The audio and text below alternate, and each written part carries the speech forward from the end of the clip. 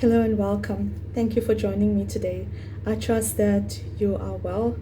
I know that in the Western Cape we have been experiencing quite hot weather for the past couple of weeks, really extreme heat, and you and I both know the effect that has on us. So I have been struggling for a few days as well, and today is a much better day, so I decided to do this video for you. I have chosen the topic for today as SLE, lupus, and pregnancy, that is systemic lupus erythematosus and pregnancy. Please note that the site content is provided for information purposes only, and I share my experiences with lupus as a nurse and an individual living with lupus, systemic lupus erythematosus, and rheumatoid arthritis. So this information must not substitute professional medical advice, treatment, or diagnosis. Today I'm going to focus on the most common questions asked around this topic. Over the past 2 months, many lupus warriors have been asking me to discuss this topic. I hope that this information will be helpful to you. I have researched this topic, so if you are planning a family, please consult your gynecologist and rheumatologist, as every patient is treated as an individual who presents with a unique set of symptoms. Remember, we say it all the time that lupus is a very individualized disease, that no two patients present with the same symptoms.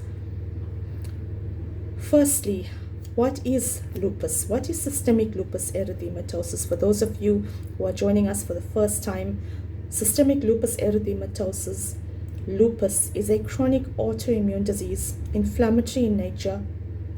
It affects different organs. In a healthy person, the immune system fights off foreign invaders, bacteria and viruses.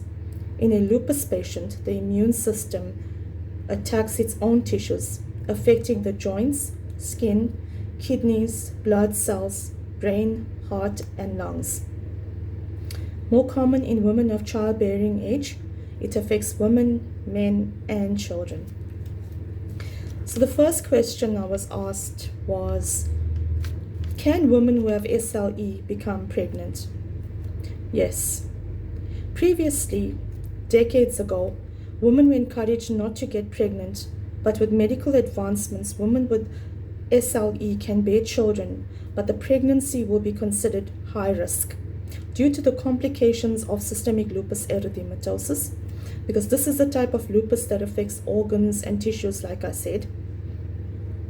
And therefore, women who are in the family planning phase must consult their rheumatologist before conception to ensure that disease activity is at its lowest or that she is in remission. The second question was, do SLE patients have difficulty in conception? SLE patients are fertile. They can conceive naturally most often. Some women can have difficulties to conceive, as do any other healthy women. SLE women can become pregnant. They can conceive a baby. The next question was, is there any special modifications to medication that need to be made before conception? In SLE, it is highly suggestive to plan a pregnancy. It is always beneficial. From the patient side, there should be less joint pains, less kidney problems.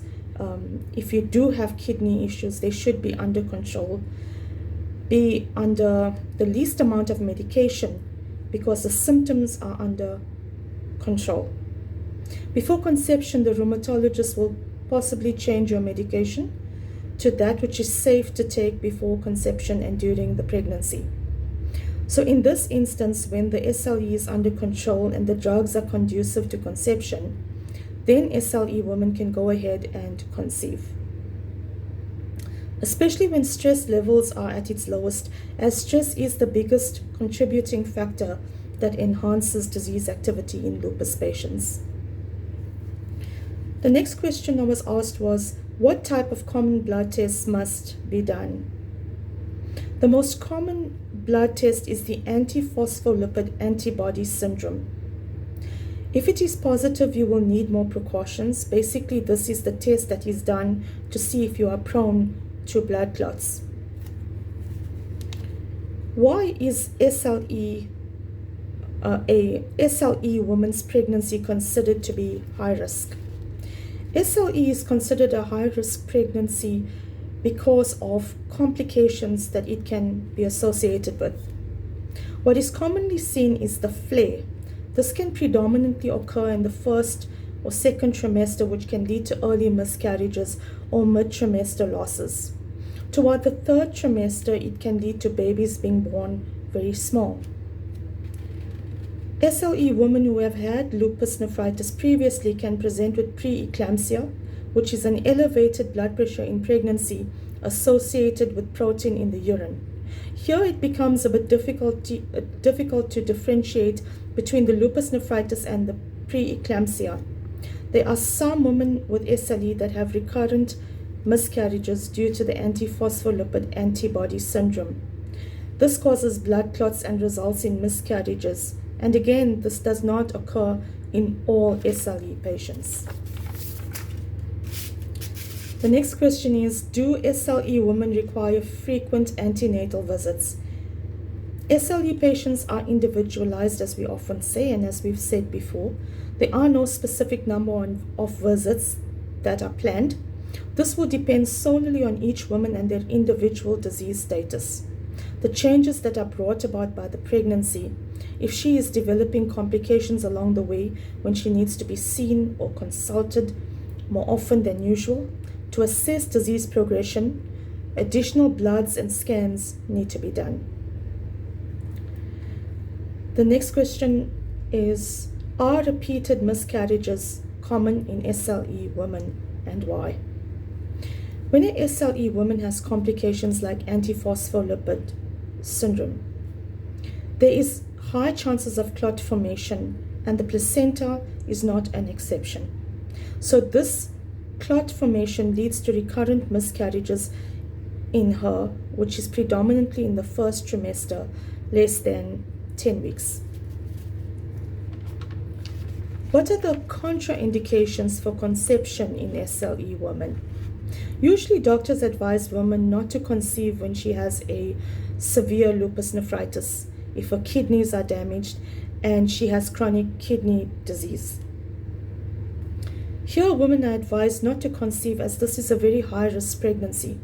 The risks to the mother are very high. The chances of losing the mother and child are very high. It becomes a stressful physiological event. When the kidneys are not functioning well, the heart and the lungs are at risk as well, sometimes in different patients. How can the SLE woman handle this challenge of pregnancy? Only in this case, pregnancy is dangerous for SLE women. Permanent damage in an organ has already occurred, and pregnancy in itself has physiological changes. And when an organ is not ready to receive such a change, it will put the mom and the baby at high risk. Her body is not able to see the pregnancy through to the end. Can SLE women breastfeed their babies? There are two answers to this question. The one answer can be no. If the medications that are contraindicated can harm the baby, the answer will definitely be no.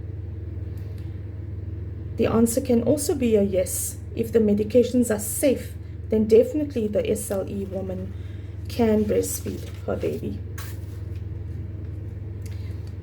And the last question that I saw that was quite common was, what are the safest contraceptive methods for SLE patients, SLE women that want to plan their families and are not ready to do so? In SLE positive women, doctors prefer to avoid oral contraceptives, which have an estrogen composition in which by itself is a thrombogenic component that can cause blood clots. Intrauterine devices, which are the safest, like the Mirena or the progesterone implants, which is quite common these days, which is an implant in the forearm. I know many SLE women complain of menorrhagia, which is heavy or prolonged bleeding, very prevalent in women with lupus, leading to anemia. I know I suffered from this condition for 8 months, became extremely ill, and I was studying to become a nursing sister at this point. And I would work while bleeding clots, and no one knew this because it is personal. You don't go around telling everyone about it. And I was really sick at this point. I used to have multiple transfusions until it was safe for me to have a hysterectomy. And at the age of 37, there was no other methods that could have worked. When we considered the intrauterine device, I was bleeding consistently with clots, and doctor said that my body will reject the IUD.